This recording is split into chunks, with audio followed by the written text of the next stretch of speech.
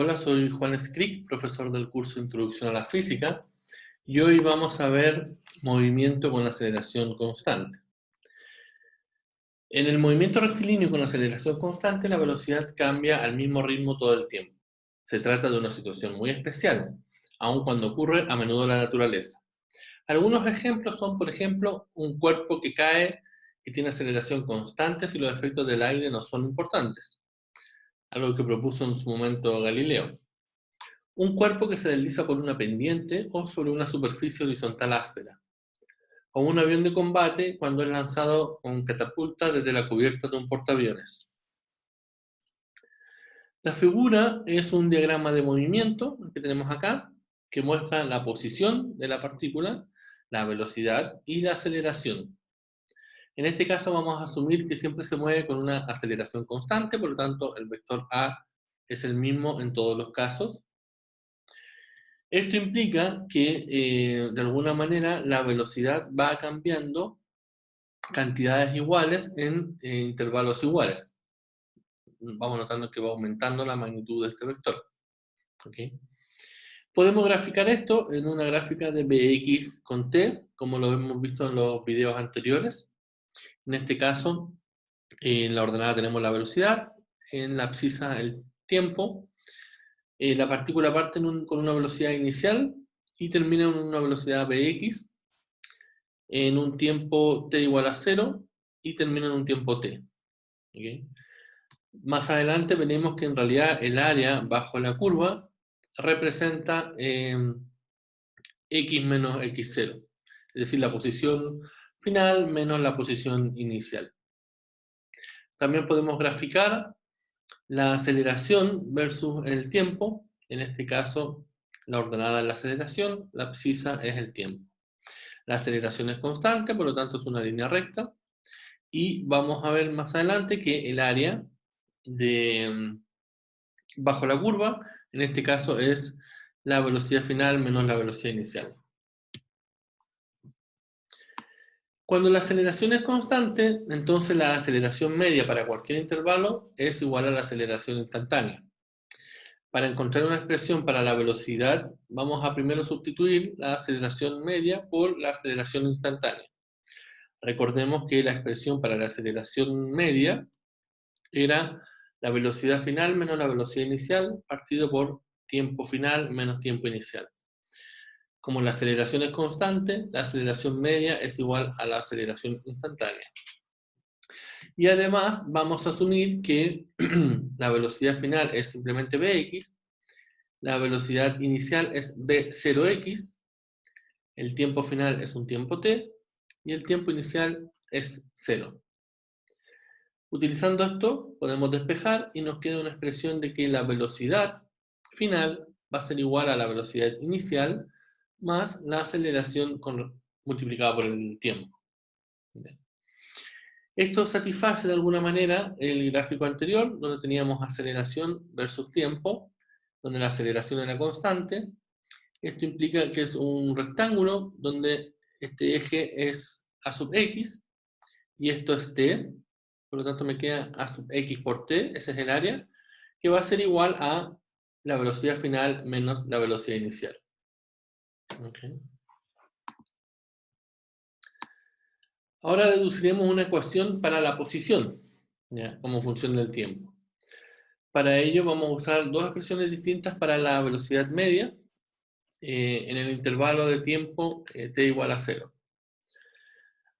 Comenzamos con la definición. La velocidad media está dada por la posición final menos la posición inicial, partido por el tiempo final menos el tiempo inicial. Por simplicidad usaremos que la posición final es x, la posición inicial es x0. El tiempo final es t y el tiempo inicial es 0. Por lo tanto, tenemos esta expresión. Además, solo considerando en el intervalo en que la aceleración es constante, uno puede calcular la velocidad media es igual al promedio de las velocidades, es decir, la velocidad inicial más la velocidad final partido por 2. Por lo tanto, tenemos dos expresiones para la velocidad media, esta y esta de acá. También sabemos que con aceleración constante, la velocidad satisface esta condición, donde la velocidad final es igual a la velocidad inicial más la aceleración por el tiempo. Utilizando estas expresiones, tenemos que la velocidad media era el promedio de las velocidades. Reemplazamos nuestra expresión para la velocidad final, acá. Nos queda entonces toda esta expresión. Tenemos 2 veces la velocidad inicial, que simplemente se va a S2 con S2, y me queda velocidad inicial más 1 medio la aceleración por el tiempo. Utilizando esta expresión más la definición de velocidad media, esa que decía que era la posición final menos la posición inicial, partido por el tiempo final menos el tiempo inicial, combinando estas dos expresiones, me queda simplemente que la velocidad inicial más 1 medio la aceleración por el tiempo va a ser igual a x menos x0t, como vemos acá. Y a partir de esto podemos despejar la posición. Me queda entonces que la posición final va a ser la posición inicial más la velocidad inicial por el tiempo más 1 medio de la aceleración por el tiempo al cuadrado. Observamos que la posición cambia con el tiempo siguiendo, ¿cierto?, una parábola. Podemos ver acá la pista de carrera, un vehículo que se desplaza con una velocidad inicial y una velocidad final. Y tenemos acá un gráfico xt, donde la ordenada es la posición x, la abscisa es el tiempo, el desplazamiento está asociado con la curva azul, y tenemos que a un tiempo 0 la posición inicial es x0, y a un tiempo t la posición final es x. ¿Ya? Las pendientes en cada punto corresponden efectivamente a las velocidades, en este caso Bx, y en este caso la velocidad inicial B0x. Y vemos que esto es una parábola. Es interesante observar que en el caso de que uno tenga un gráfico xt, tenemos la parábola, pero que si la aceleración es 0, implica que este término es 0, y me queda que x simplemente es una línea recta con respecto al tiempo, que será esta línea punteada de aquí. ¿Ya? Y solo en el caso de que la aceleración sea distinta de 0, entonces esto tiene un término cuadrático y forma la parábola.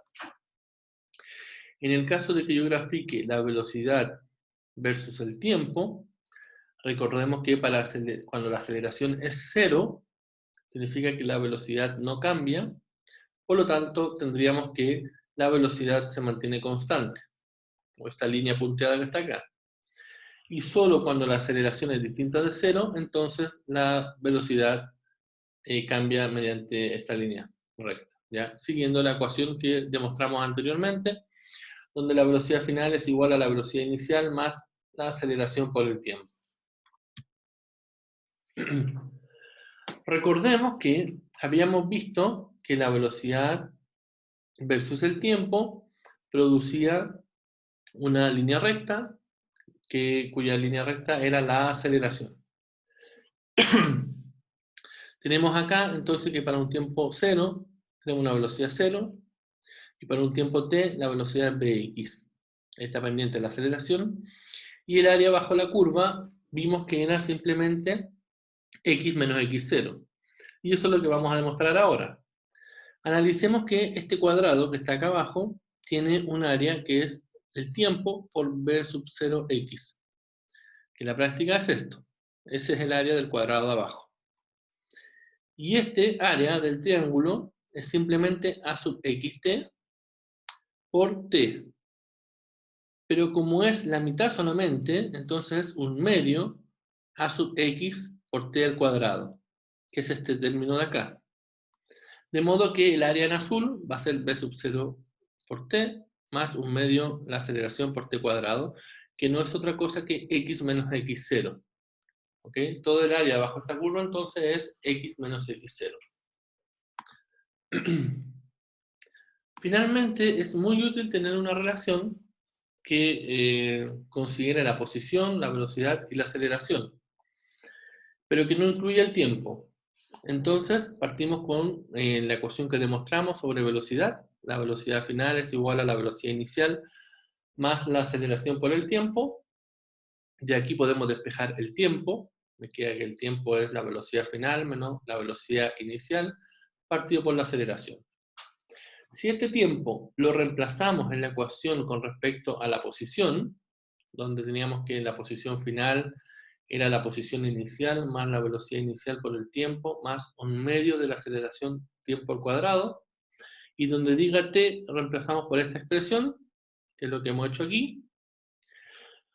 Luego podemos simplemente reescribir los términos y simplificarlos de forma de obtener esta expresión. Es decir, tenemos una velocidad final al cuadrado, será igual a una velocidad inicial al cuadrado, más 2 veces la aceleración por x menos x0. Esta ecuación relaciona las velocidades, la aceleración y la posición, dejando fuera el tiempo. Y finalmente, uno podría obtener una cuarta ecuación que simplemente considere las dos velocidades medias posibles.